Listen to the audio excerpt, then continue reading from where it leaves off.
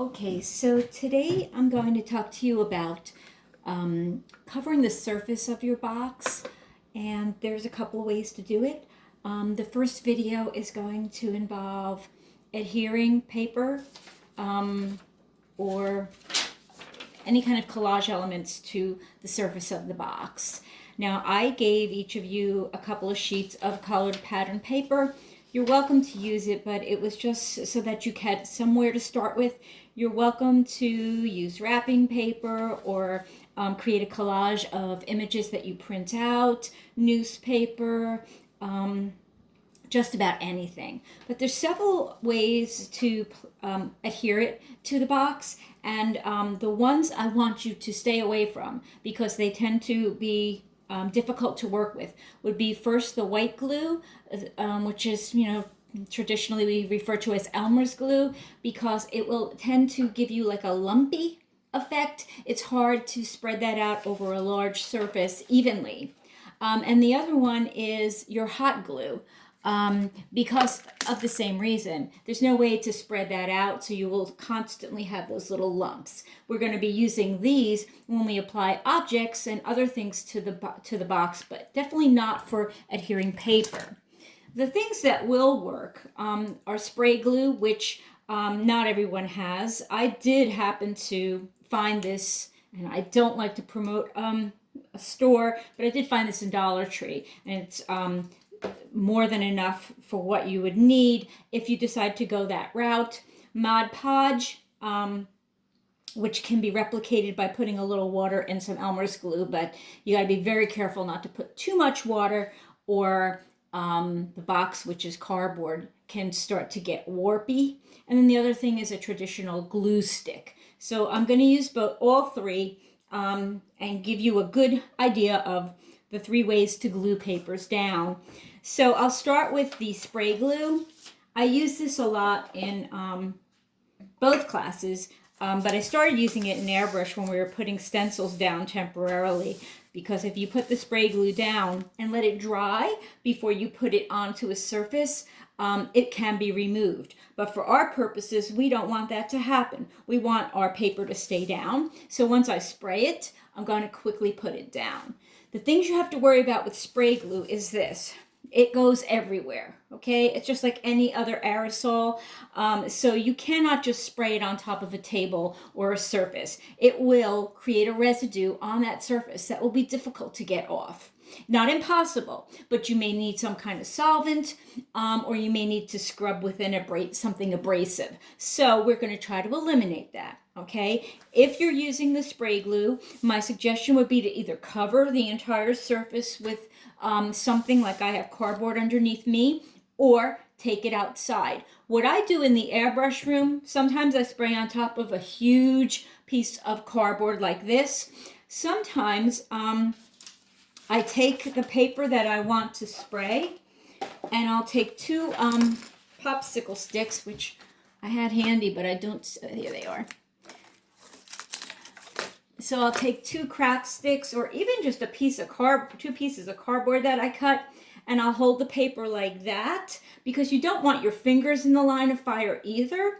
So if you hold the paper like that and then put it inside a garbage can, you could also give it a coat of spray without, I don't know if you were able to see that with that. So if you hold it like this and then give it a spray inside a garbage can, you can keep the spray from getting out. But I'm going to carefully spray over it, and you don't want to put a lot. You just want to give it a nice even coat. And I've got enough of a buffer zone here. That's it. Don't overdo it. And I'm going to carefully take it. And once you put it down, there's no putting it back. So what I do is I make sure that I line up the top exactly the way I want it. And then I just press down. And once it's down, you can kind of smooth it out. So, You know, I would have liked it to be perfectly centered, but it's pretty good. Luckily, the box is pure white, so it blends in with, you know, the white on the pattern. So that would be putting down the paper with the spray glue. The second piece of paper that I'm going to use the glue stick for, okay? So this paper, when I lay it in here, and you're gonna find the same thing happens because your paper's cut the same size if you choose to use my paper. You're gonna find that it's a little bit big. So I laid it down, and what I'm doing is just kind of, with my finger, pressing against the edge, and that's letting me see exactly how big my paper is. There's a fold here now to show me that. So I'm going to cut the paper because I don't want the edge. You really could just keep the folded edge and lay it in like this. But all I'm doing is lining up my ruler where that fold is, cutting the paper so that it will fit. And I'm ready to go. This glue has already dried, so I can work on the same surface. And I'm going to, as carefully as possible. Now, my glue stick is kind of tiny, so I'm going to work as fast as I can. And you want to have something underneath you here too. And what you do is try to cover the entire surface. And if you start from the top and work out, but notice what I'm doing. I'm not going sideways. I'm working out towards the edge. My glue stick broke, but I'm going to spread that out.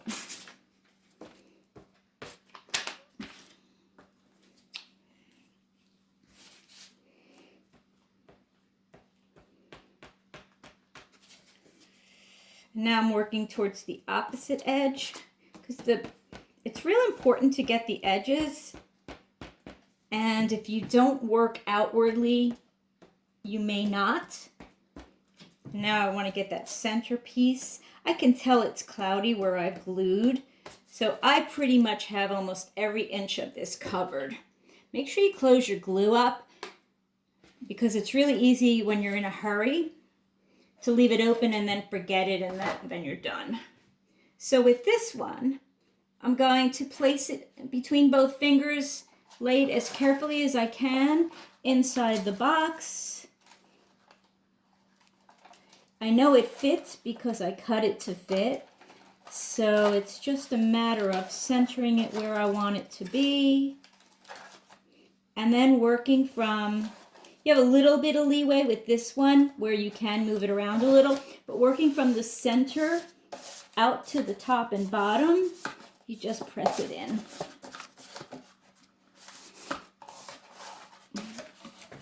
And that's how you could cover with glue. Okay, now I'm going to show you Mod Podge. Mod Podge is a little bit different. So this is going to be my psychedelic looking box. Mod Podge is a little more liquidy, and you're going to need a paintbrush for it. You're also going to need some water.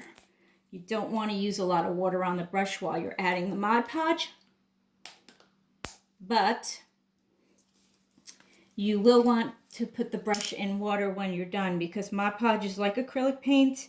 If you let it dry on the brush is done.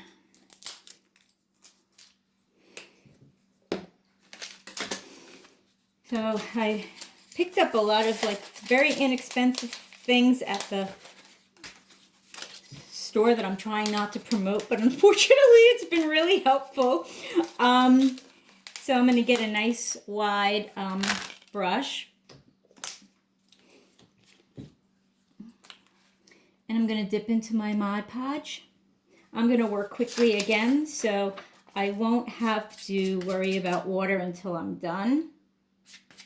Now, with Mod Podge, it's not going to be as clean of a adherence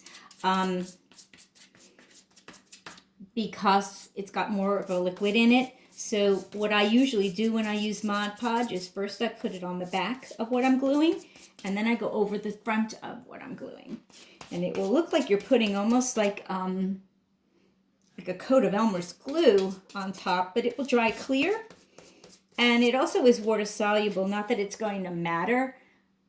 I mean, not water soluble, it's waterproof. So not that it's going to matter for our purposes, but you would be able to then paint on top of it. So I have my Mod Podge on. It's got a little bit of a stink to it, like a glue would. And once again, I'm just going to lay it down and press in both directions. And this is staying pretty well, so I may not even apply the coat on top. What tends to happen with Mod Podge because of the water is that there might be a little warping, so you need to have the expectations that it will be a little less perfect. But as I said, it allows you other things. So I'm going to put a coat of Mod Podge over the top of this. It helps to adhere it, but it also, as I said, gives you that extra coat of protection if you wanted to add paint or something to it. And if you do have any warps inside, like folds,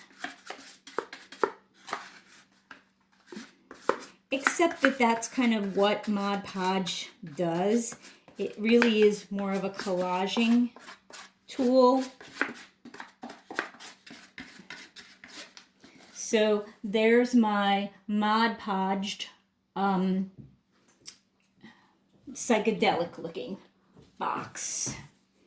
So those would be the 3 ways to work.